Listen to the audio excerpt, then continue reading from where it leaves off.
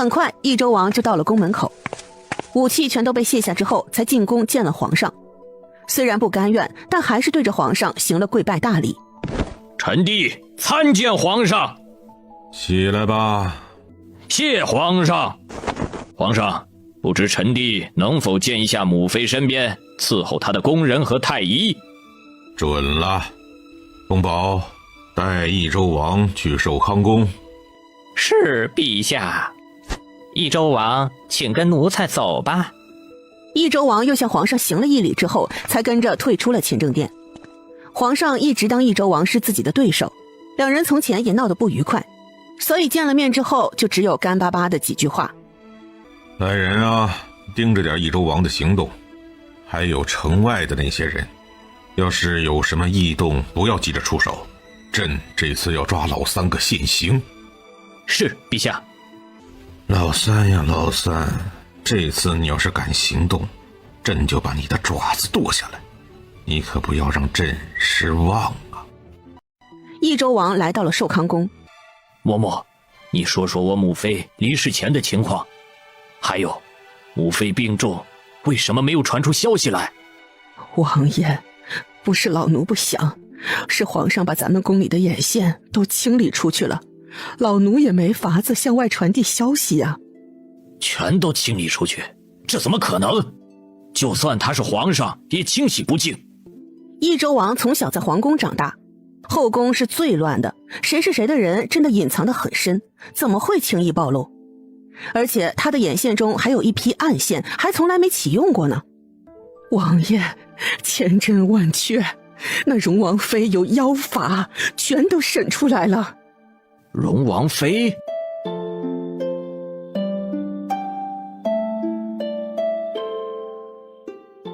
这日，邓王妃闲着无聊，就来主院找沈妃聊天。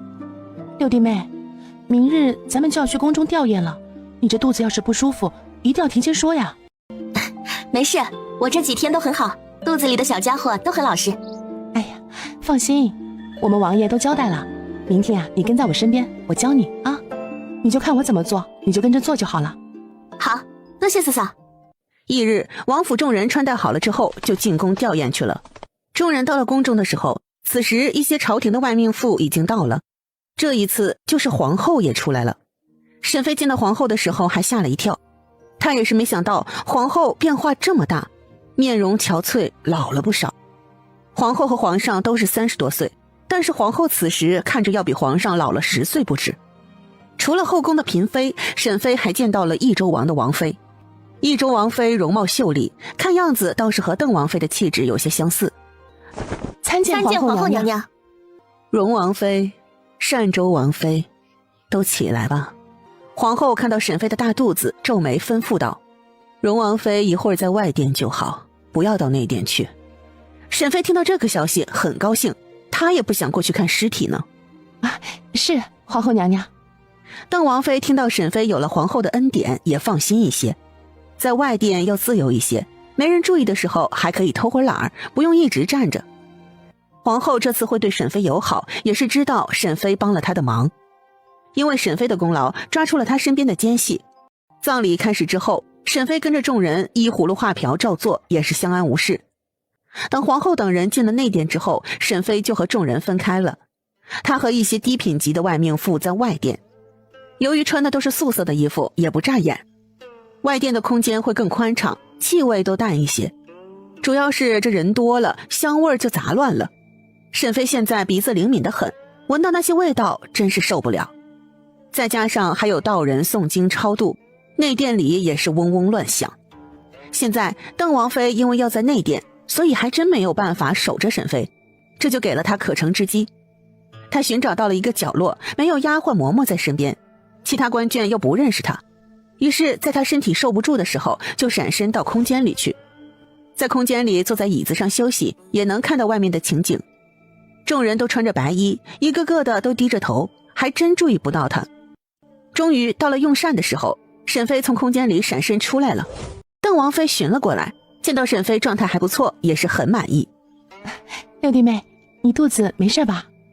一点事没有。那就好。对了，膳食送过来了，咱们吃饭吧。好。邓王妃觉得最近她吃的有些多，总是会饿，于是两人就一起用餐了。这时候沈妃闻到一股香气，怎么这么香？转过头就看到了一起过来的老王妃和萧王妃。老王妃因为北静王的关系，在京城也是非常有脸面。太王妃好。邓王妃，两人互相寒暄了一会儿。沈妃没有动作，看着两人客套的尬聊。她揉着鼻子，感觉香味就是从这老太婆身上散发出来的。可是这老太婆都这么大岁数了，还把自己弄得喷喷香，也是好笑。邓王妃，老身想和荣王妃单独聊一下。好，那我正巧也有事儿，先离开一会儿。沈妃好奇地看着老王妃，她不觉得他们两人有什么话好聊。这老太婆不会觉得自己亲儿子回来了，就有人给她撑腰了吧？老王妃见到沈妃一直坐着不动，就是手中的筷子都没放下，心中不喜。你的规矩呢？见到亲祖母连声招呼都不打。老王妃的声音不小，就是不远处的人都听到了她这声亲祖母。这些小官眷们都面面相觑，他们没想到荣王妃竟然是北静王的女儿，于是也小声议论起来。什么？荣王妃是江家的女儿？我怎么不知道？我也没听说呀，这还真是没有想到呀。不过荣王妃和王太妃还真是挺像的，这一看就有血缘关系。我之前听说太王妃去了荣王府是被抬出来的，他们到底是什么关系啊？你说有没有可能荣王妃是北静王的私生女？还真可能是这样的。不过按照荣王妃的年纪，那就是在北静王成亲前的事儿了。就是不知道什么样的女子能勾引了当初还是世子的江景行。我看一定是个狐妹子，要不然北静王怎么会把持不住？众位官眷三三两两的聚在一起，悄悄的议论着。这些声音模模糊糊的传到了沈妃的耳朵里。她不明白这老太婆这时候出面说这些似是而非的话是想干什么。说吧，您老找我有什么事？老王妃今日就是想在沈妃的身边久一点，看到她有些坐立不安的样子，也满意了。你父亲还是很挂念你的，他回来一趟也不容易，有时间的话，你还是多回王府走走。老王妃觉得他亲口邀请，还不计前嫌主动攀谈，沈妃定会给他这个面子的。况且这次这丫头可没少得到好处，大儿子这次得到的赏赐1/3进了这丫头的腰包。太王妃，我现在身子笨重，着实不适合去王府叨扰。好啊，既然你这么有气性，那以后就别进北静王府。说完直接转头气呼呼地走了。老王妃觉得他看在儿子的面上，已经屈尊降贵，亲自和沈妃和解，他还不同意，那就是太不识抬举了。沈妃却觉得这老太婆莫名其妙的。邓王妃在老王妃离开之后又走了回来，和沈妃继续用餐。谁料饭菜吃了大半之后，邓王妃却是捂着肚子叫了起来。我的肚子疼，好疼！来人，快来人！很快皇后和一帮嫔妃就过来了。荣王妃，这是怎么回事？我们吃饭吃了一半，四嫂就这样了。快请太医过来，桌上的饭菜全都不要动。是，娘娘。邓王妃捂着肚子，然后感觉后面的裤子湿了。血，是血！快把邓王妃抬走，去启祥宫。沈妃生过孩子，她猜测邓王妃估计是流产了。她看着桌上的食物，感觉邓王妃应该是受到了无妄之灾。毕竟就连邓王妃自己都不知道自己怀孕了。沈妃偷偷把餐盘里的饭菜偷渡了一份，放到了空间里。邓王妃被抬走之后，皇后才看向一点事儿都没有的沈妃。荣王妃，你的肚子还好吗？我没事。荣王妃，你和邓王妃用了一样的饭菜，肚子真的没事？真的？沈妃见到皇后对自己眨眼，现在懂了，她也急忙捂着肚子。我肚子也疼了，一抽一抽的疼。来人，荣王妃也身体不舒服，就不用守在这儿了，也送去启祥宫休息吧。于是沈飞也成了病号，就这么去了启祥宫。沈飞到了启祥宫的时候，邓王妃那边已经有太医照看了。沈飞在一间小偏店内休息，李嬷嬷也跟着过来伺候了。王妃啊，要不要太医过来给你把把脉？我没事，一点事没有。要是太医过来把完了脉，知道我没事，那还得了？那好，老奴去打听看看，是不是饭菜被人动了手脚。行，你去吧，我躺着睡一会儿。是。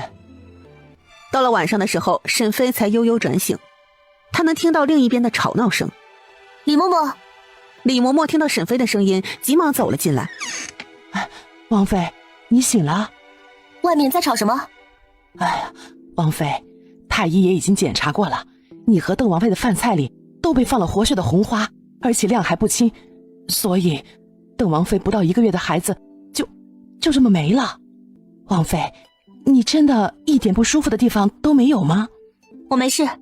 查到是谁下的药了吗？哎，这御膳房的厨子和一个小太监全都自尽了，现在线索也断了。沈飞轻点手指，也是在沉思，到底是谁想对付他呢？邓王妃在宫里流产，这不是小事。楚静怀好歹是个王爷，这事儿皇上和皇后不管怎么说都要给他个说法。邓王妃知道她期盼多年的孩子就这么没了，也是心中酸涩。自从她生了小世子之后，这几年肚子就再也没了动静。可是现在知道有个小生命曾经来过，想要当她的孩子，但是就这么被人算计没了。邓王妃心中暗恨，她一定要把那人找出来。邓王妃忍着身下的疼痛，跪在床上，双眼含泪地看着皇后。皇嫂，求你一定要为我做主，找出害我的真凶。四弟妹，你快起来，本宫一定会给你做主，把那幕后指使之人找出来。谢皇后娘娘。四弟妹，你和四弟还年轻，还会再有孩子的。是啊，四弟妹，你要尽快振作起来。邓王妃有了两人的安慰，虽然还是很伤心，但也知道事情过犹不及，于是也乖巧地点了点头。外间，皇上和他的几个兄弟都在。皇上，您一定要为臣弟做主啊，找出那贼人。为什么单单对本王的王妃下毒？那么多饭菜，只有本王王妃的饭菜中加了红花。御厨的那个厨子，王妃都不认识他没有理由害王妃，他背后一定有主使者。皇兄，你一定要为臣弟做主啊！老四，你起来，朕已经派人去查了，不过此事要忙于太妃下葬之事，急不得。皇上，臣弟听说荣王妃很是了得，会仙法，任谁在她眼前都能让人轻易开口，不如请荣王妃来查此事，保准此事水落石出。皇上听到益州王这话，眉头没有松开，反而是越皱越深。唐志玲刚才一直就在装鹌鹑，什么话也没说，因为他知道邓王妃这次没准就是自家媳妇儿给连累的，毕竟邓王妃自己都不知道她怀孕了，而沈妃的肚子都那么大了，下了那么大量的红花，明显是冲着沈妃来的，所以他刚才一直在减少自己的存在感。没想到现在这黑探头竟然把事情扯到了自家媳妇儿身上。